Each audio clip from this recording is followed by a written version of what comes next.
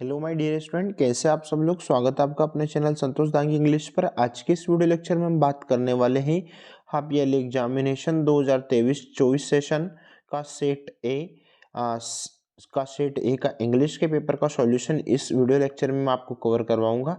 ठीक है, तो आप अपने आंसर चेक कर लीजिएगा आपने कौन से क्वेश्चन का क्या आंसर लगाया है, और इसके बाद के जितने भी सारे पेपर्स हैं अगर उनको आपका सॉल्यूशन अगर देखना है तो आप प्लीज़ वीडियो को लाइक जरूर कीजिएगा।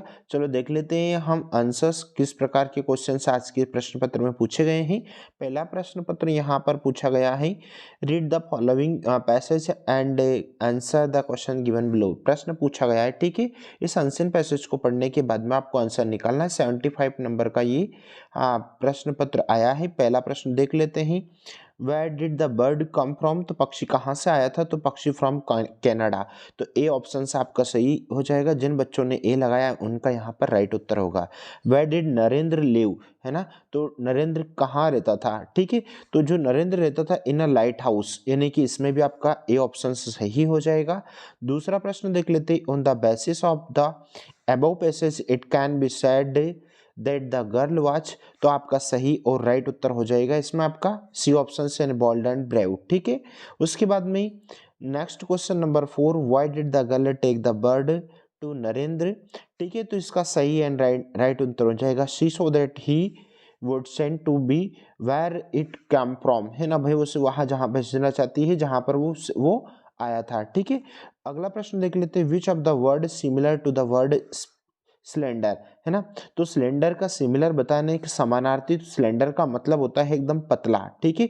तो आपका यहाँ पर सही उत्तर हो जाएगा बी ऑप्शन थिन, ठीक है। उसके बाद में देख लेते हैं नेक्स्ट क्वेश्चन।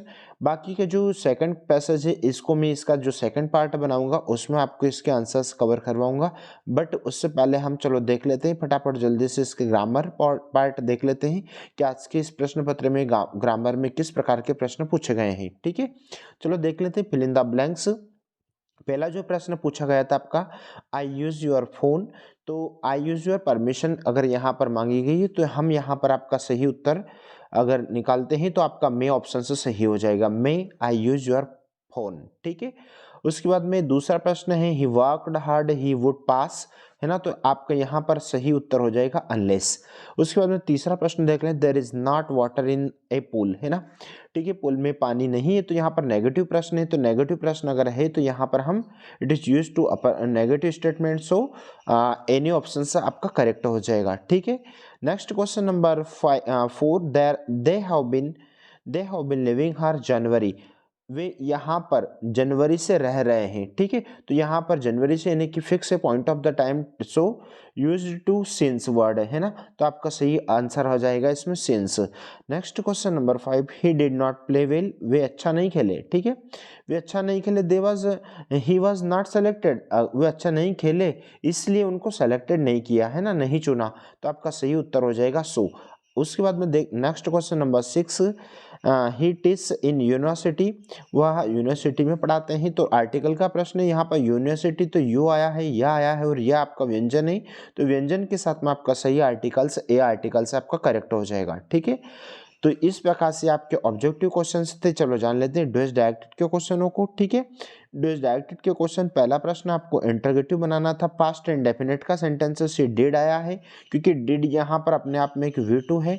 अगर हम इसको इंटरोगेटिव अगर बनाते हैं तो हमारा इंटरोगेटिव आंसर बन जाएगा, सबसे पहले हम डिड लिखेंगे और डिड के बाद में सी सब्जेक्ट लिखेंगे और डू लिखेंगे, क्योंकि ये जो डिड है ये V2 से V1 हो जाएगा, और इट और लास्ट में क्वेश्चन मार्क का चिन्ह। आपका पूरा इंटरोगेटिव क्वेश्चन बन जाएगा डिड शी डू इट, ये आपका सही उत्तर होगा। चलो जान लेते हैं दूसरा प्रश्न। दूसरा प्रश्न आपका, he did not go to school, he was ill. वह स्कूल नहीं गया क्योंकि वह बीमार था, ठीक है। तो यहाँ पर हम आंसर्स लेंगे कि यहाँ पर आपको सिर्फ इसमें आपको 100 वर्ड से दोनों सेंटेंस को जोड़ना था और कुछ नहीं करना था। He did not go to school, वह स्कूल नहीं गया क्योंकि इसीलिए इसलिए ही वॉज इल, है ना, ही वॉज इल। अगर आप यहाँ पर पहले ये लिखते हैं कि he was ill so he did not go to school, तो ये भी आपका सही उत्तर होगा, ठीक है। उसके बाद में प्रश्न नंबर 3 देख लेते हैं, she did not play well, वह अच्छा नहीं खेलते थे वे अच्छा नहीं खेलते थे, तो यहाँ पर आपको फ्यूचर इंडेफिनिट में चेंज करेंगे। तो फ्यूचर इंडेफिनिट में ध्यान दीजिएगा, आपको नेगेटिव में ही चेंज करना पड़ेगा। तो सी के साथ में हम विल लगाएंगे। फ्यूचर इंडेफिनिट में she will not play well, she will not play well, ये आपका पूरा उत्तर बन जाएगा, she will not play well. ठीक है, देख लेते हैं question number next. Question number next है आपका, यहाँ पर कौन सा है, पैसिव बनाना है।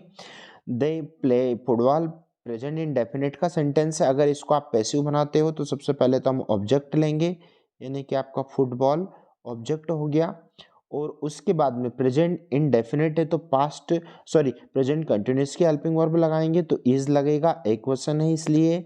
तो फुटबॉल इज, उसके बाद में थर्ड फॉर्म प्लेड हो जाएगा, और दे से देम हो जाएगा, है ना, बाय देम।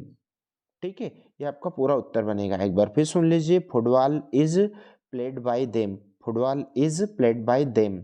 देख लेते हैं next question number 5, unless he works hard he will not पास। तो यहाँ पर आपका आंसर बन जाएगा, अनलेस को हटाना है, उसके स्थान पर आपको इफ लगाना है, और यहाँ पर आपको डज नॉट लगाना है। क्या लगाना है, डज नॉट, और मेन वर्ब से एस हट जाएगा।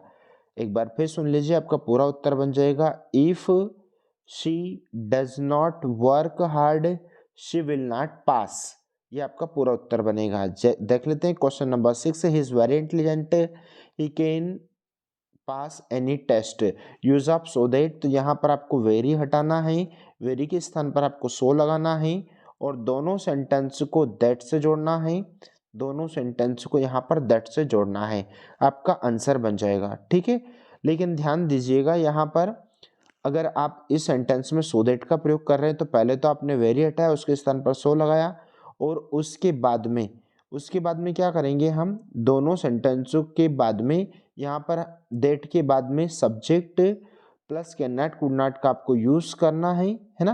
तो यहाँ पर कैन के बाद में हम नॉट लगाएंगे, है ना, आपका आंसर बन जाएगा। ठीक है, तो इस प्रकार से यहाँ पर आपका पूरा सॉल्यूशन आपको इस वीडियो लेक्चर में बताया गया है। ठीक है, बाकी के जितने भी सारे क्वेश्चन हैं मैं इसका पार्ट 2 लेकर आऊँगा बहुत जल्द, और बाकी के जितने भी सारे एग्जाम्स हैं, अगर आपको सभी एग्जाम्स के सॉल्यूशन अगर देखना है तो आप चैनल से अभी से जुड़ जाइए। मिलते हैं नए वीडियो के साथ, तब तक के लिए जय Hind, Vande Mataram, thank you so much.